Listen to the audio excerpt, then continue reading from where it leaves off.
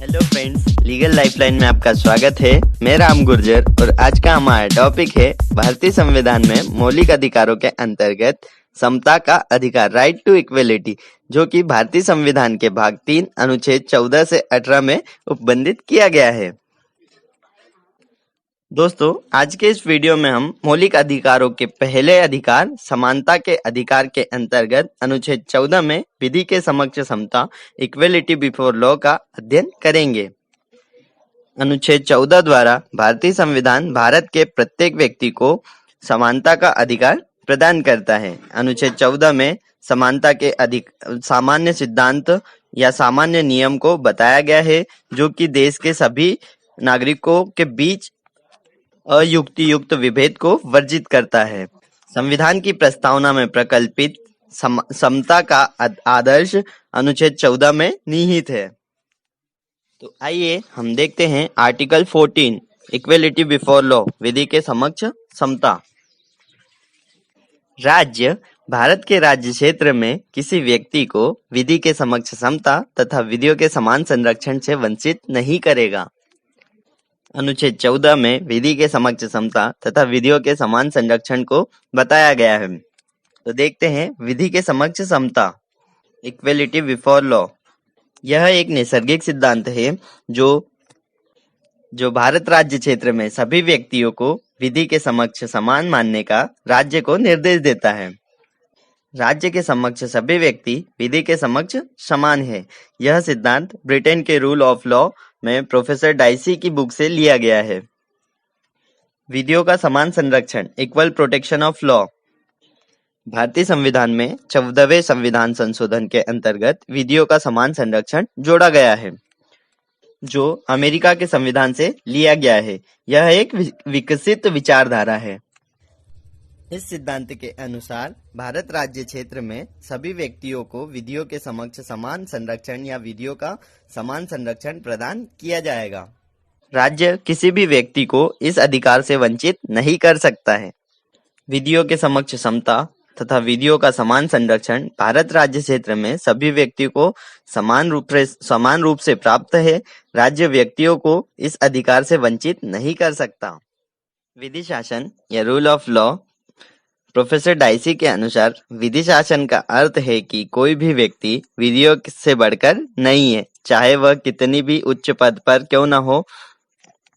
उसे देश के सामान्य विधियों तथा न्यायालयों के अधीन रहना होता है। देश के राष्ट्रपति से लेकर गरीब से गरीब व्यक्ति विधियों के समक्ष समान है।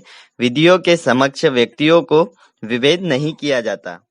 भारतीय संविधान के भाग 3 अनुच्छेद 14 के अनुसार विधि के समक्ष समता और विधियों का समान संरक्षण संविधान के बेसिक स्ट्रक्चर में आता है, जो मौलिक अधिकारों में आता है, जिसको कभी समाप्त नहीं किया जा सकता।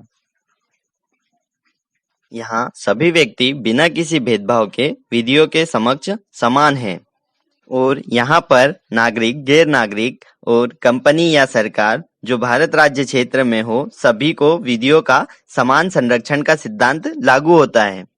किंतु विधि के समान या समक्ष समता से अभिप्राय यह नहीं है कि सभी विधि सामान्य प्रकृति की हो या एक ही विधि सभी व्यक्तियों पर लागू होती हो।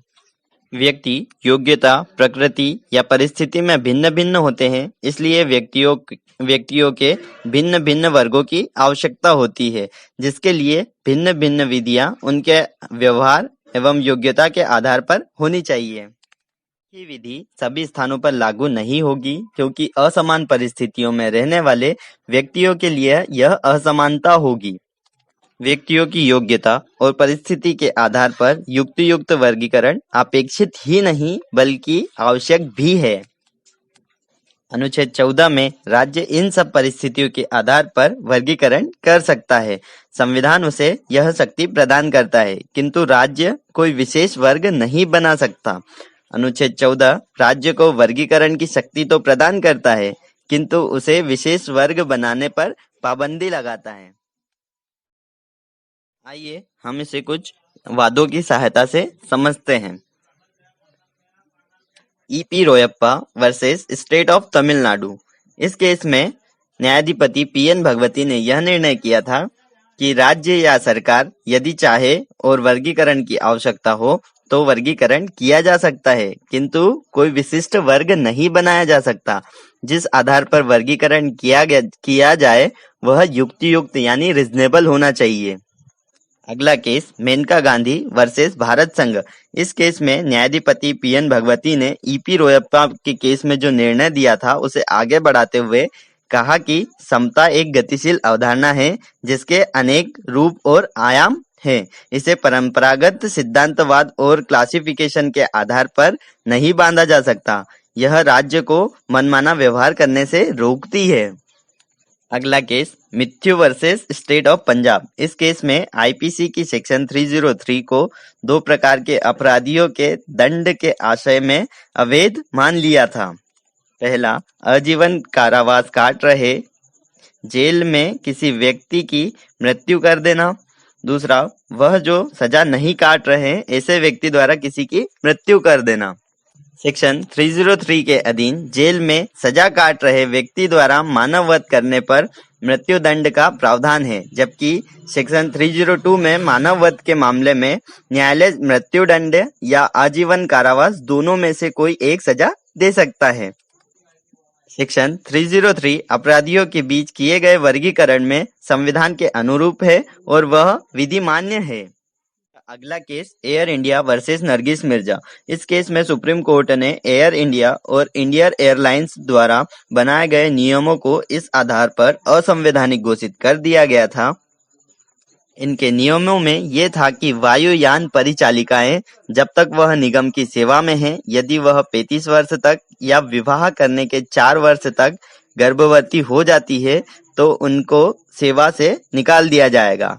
नरगिस मिर्जा के साथ भी ऐसा ही हुआ। उन्होंने केस किया और उस आधार पर न्यायालय ने इन नियमों को असंवैधानिक घोषित कर दिया। समता के अधिकार में किन किन आधारों पर वर्गीकरण किया जा सकता है, तो इस वर्गीकरण को देखते हैं। पहला, भौगोलिक दशाओं के आधार पर वर्गीकरण। दूसरा, शिक्षा के आधार पर वर्गीकरण। तीसरा, कौशल के आधार पर वर्गीकरण। चौथा, करों के आधार पर वर्गीकरण। और पांचवा प्रशासनिक प्राधिकारियों की विवेकाधीन शक्ति। दोस्तों, आज के इस वीडियो में हमने समता के अधिकार के अंतर्गत अनुच्छेद 14 में विधि के समक्ष समता और विधियों के समान संरक्षण का अध्ययन किया। इसके आगे आने वाले वीडियो में हम समता के अधिकार को कंटिन्यू रखेंगे। Thank you.